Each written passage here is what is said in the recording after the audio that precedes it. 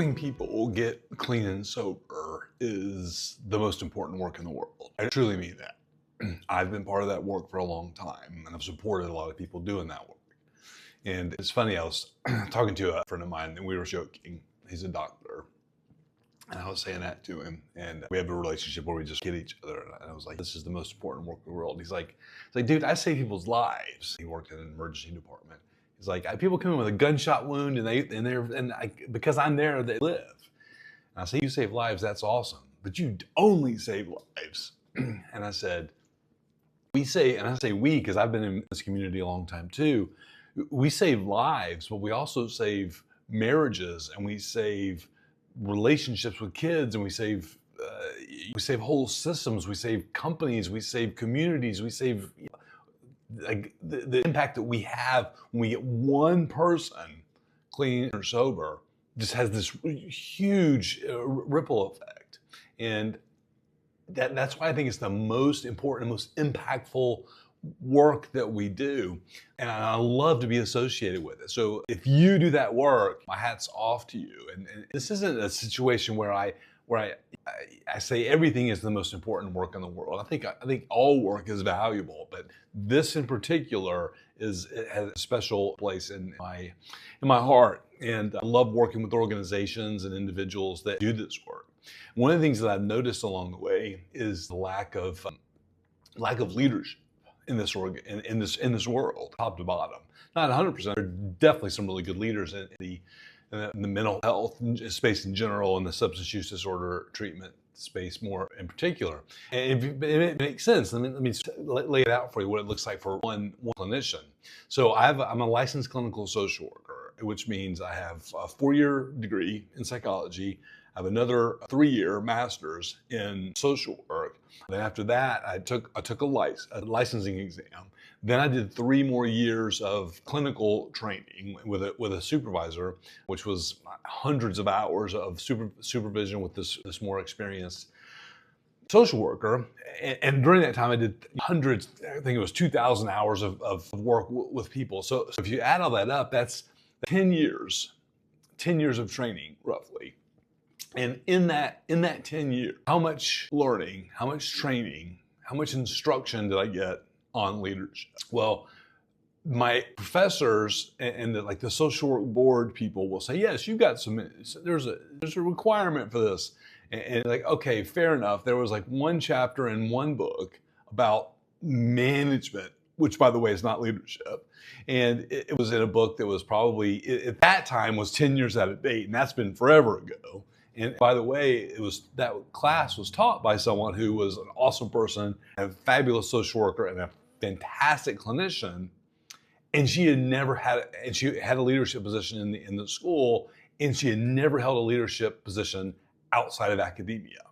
She was teaching us how to be leaders in agencies, and she had never led in an agency, right? And that's no attack on her. That's just how this works. It's like, and it's interesting too, because the same is true in like medicine and dentistry and law, and a lot of professions where the people that go to school, and therapists are like this too.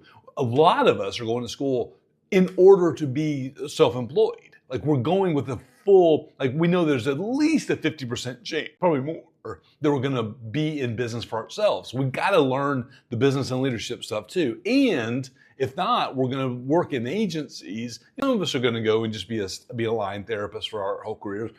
Totally fine, super valuable work. But a lot of us are either going to run our own business or be in a leadership position within an organization. And we get no training at all, right? And again, this isn't a rant against the system. It's just how it is. It's how it's always going to be, and it's fine.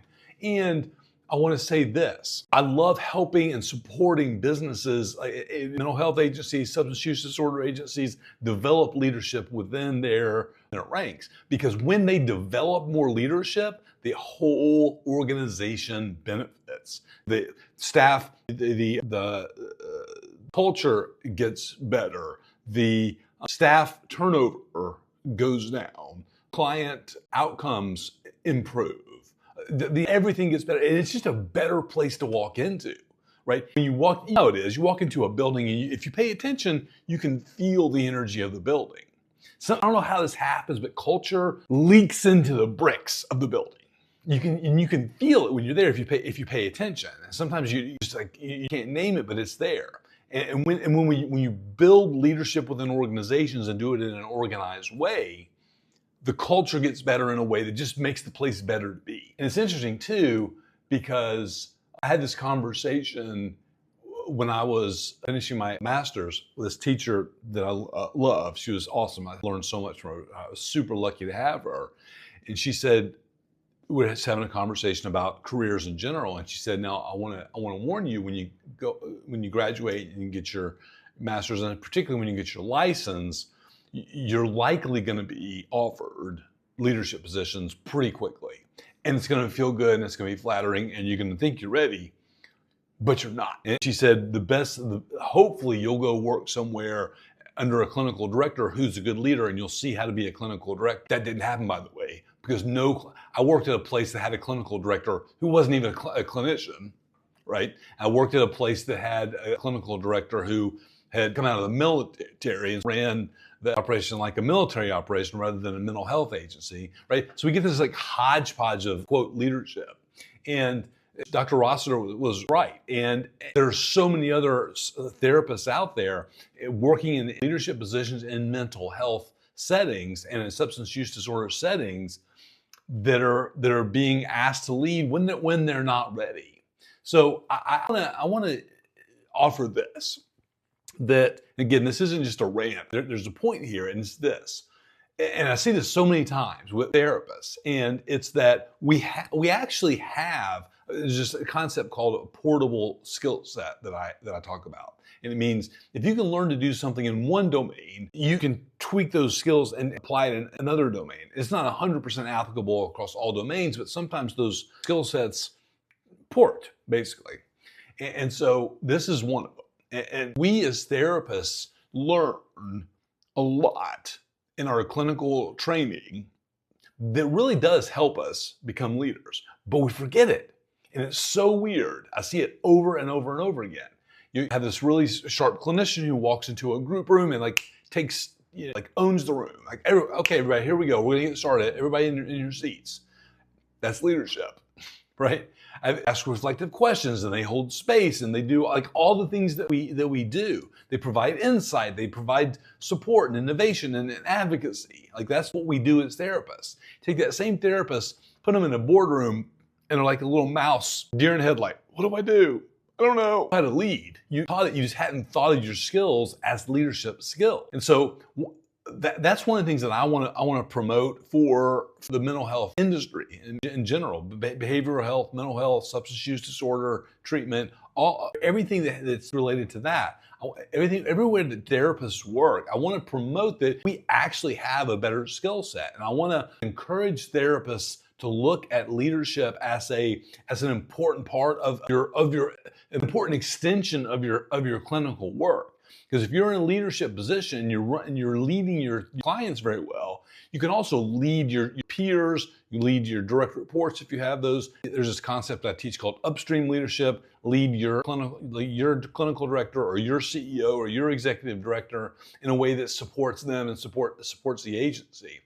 So I just want to encourage therapists out there. If you're in a leadership position and you're struggling and you feel like you're putting out fires all the time and you feel like you're on a treadmill all the time, it's okay. I get it. It's simply because you weren't taught this. And if you're able to get a master's degree, you're probably not. You have some level of intelligence, and so that's why you've had the success that you've had. Is that just from hard work and some regular old smarts. And I want to encourage you to turn your eyes to, instead of learning another clinical technique, maybe the next thing you learn is, okay, how do I actually take these skills that I have and translate them into leadership skills that support my team, my organization, and ultimately my clients and the community and the extended systems from that community. Because remember, we don't just save lives. We don't just save lives. We don't only save lives. We save systems.